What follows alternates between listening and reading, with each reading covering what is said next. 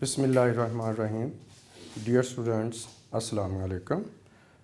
आपका mathematics teacher professor गुलजार अहमद आपसे मुखातब है। तो डियर स्टूडेंट्स, जैसा कि आप जानते हैं कि लाहौर बोर्ड ने मैथ का सिलेबस जो है वो चेंज कर दिया हुआ है। तो बेटा नई बुक्स मार्केट में आ चुकी हैं। यूनिक ग्रुप ऑफ इंस्टीट्यूशन ने अपने बच्चों की बेहतरीन रहनुमाई के लिए बेटा यूनिक नोट्स पब्लिश किए हैं। ये मार्केट में अवेलेबल हैं। आप किसी भी बुक शॉप से जाकर बेटा ये नोट्स आप परचेज़ कर सकते हो।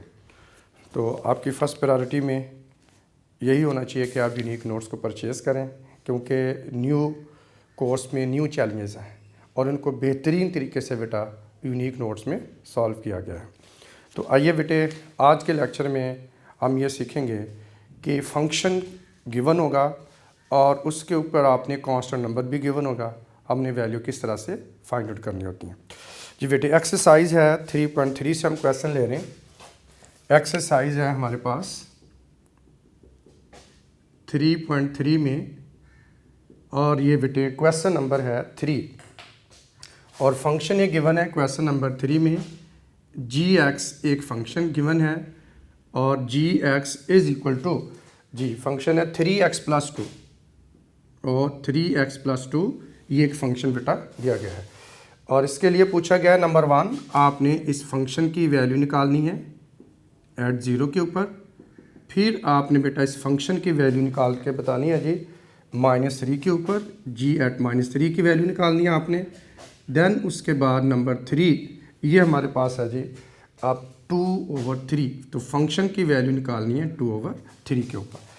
तो बेटा ये फंक्शन की वैल्यू किस तरह से फाइंड आउट होती है। अब आइए इसके लिए अब देखें कि यहाँ पर जी एक्स दिया हुआ है और यहाँ पे जी के साथ क्या आ रहा है 0, तो इसका मतलब एक्स की जगह पे क्या आना चाहिए 0। तो सबसे पहले हम यहाँ पे हेडिंग बना लेंगे फाइंडिंग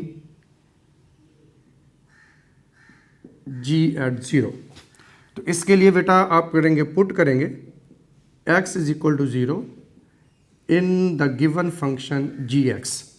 तो बेटे यहाँ पर इस फंक्शन में x की जगह पुट कर देंगे 0 और यहाँ पर आ जाएगा 3 × 0 और प्लस हमारे पास आ जाएगा 2। अब बेटे आप जानते हैं कि जब 3 को 0 से मल्टीप्लाई करोगे तो हमारे पास आंसर कितना आ जाएगा 0 और प्लस आ गया 2 और जी एट 0 में 0 को 2 में ऐड करेंगे तो 0 होती है एडिटिव आइडेंटिटी। तो किसी भी नंबर में जब ऐड होता है बेटा 0 तो नंबर चेंज नहीं होता, तो इसका आंसर आ जाएगा 2।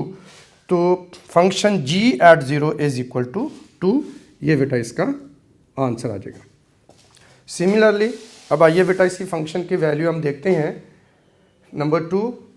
अब यहाँ पर हेडिंग बना लेंगे फाइंडिंग जी एट -3। तो g एट -3 के लिए आप देखें गिवन फंक्शन में बेटा g के साथ x दिया हुआ है, तो यहाँ पे g एट -3 कैसे बनेगा, जब आप पुट करोगे x is equal to -3 in the given function gx। तो ये बेटा आ जाएगा g एट -3 बेटा आ गया। अब यहाँ पर आप देखिए 3 लिखेंगे, आगे x आ रहा है तो x की जगह पे आप लगा लेंगे -3 और प्लस आ गया 2।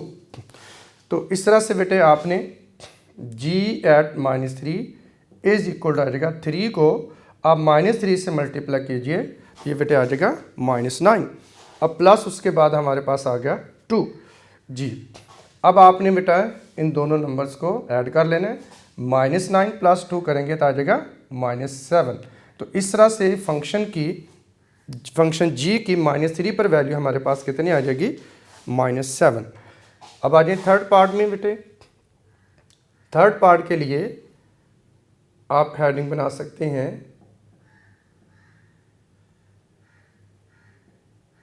Finding g at 2/3। अब देखिए फंक्शन बेटे जो हमें गिवन है g x is equal to 3x plus है 2। अब आप यहाँ पर वैल्यू पुट करेंगे g एट 2/3 बनाने के लिए पुट कर देंगे x is equal to 2/3 in the given function gx।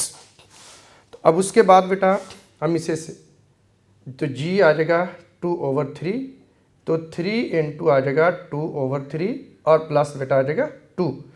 तो इस तरह से ये हमारे पास बेटा जी 3 के साथ यहाँ से कैंसिल हो जाएगा।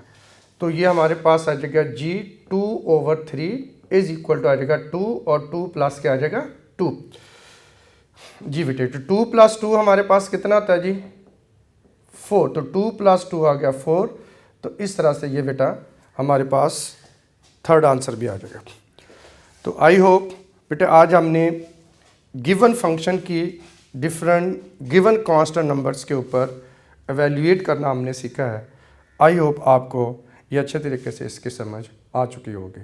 तो बेटे इस तरह से और भी फंक्शन गिवन है और इनका सलूशन बेटा यूनिक नोट्स में बेटा बड़े अच्छे तरीके से सॉल्व किया गया है। बड़े एक्सपीरियंस्ड टीचर्स की ज़ेरे निगरानी बेटा इनकी तकमील हुई है। तो आई होप कि आपको बहुत ज़्यादा इसका एडवांटेज होने वाला है। तो फर्स्ट प्रायोरिटी में जाइए और यूनिक नोट्स बेटा मार्केट से लेकर आइए।